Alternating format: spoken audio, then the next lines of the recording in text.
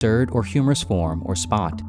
Then, when you need to recall the whole list of talking points, you would simply mentally walk the same normal routine through your apartment and retrieve each talking point. The reason this method works is because it utilizes and reinforces what our brains are already good at, forming connections between pieces of information and visual, spatial, emotional, or symbolic contexts and cues. Though this is why the method works, one is still left to wonder why our brains benefit from this process. How does our brain even create these visual and spatial cues inside our mind? Furthermore, why are some thoughts in the form of words, some in visuals, and some in senses or abstractions? Why are some people better at remembering, some better at communicating, and some better at thinking in general? Can one improve the way they think?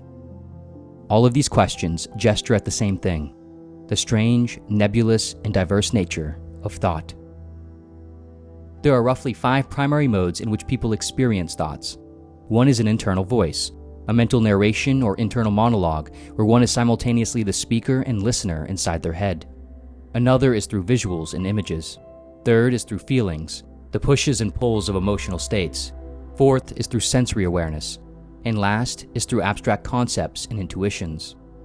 Most people think using a combination of a few, if not all, these various modes. However, this is not the case for everyone. Research suggests that a majority of people report having a primary mode, a dominant way in which their thoughts are experienced and directed. Some people think primarily through an internal voice, some people think primarily through visuals, and some people think primarily through concepts or feelings, with little to no words or visuals.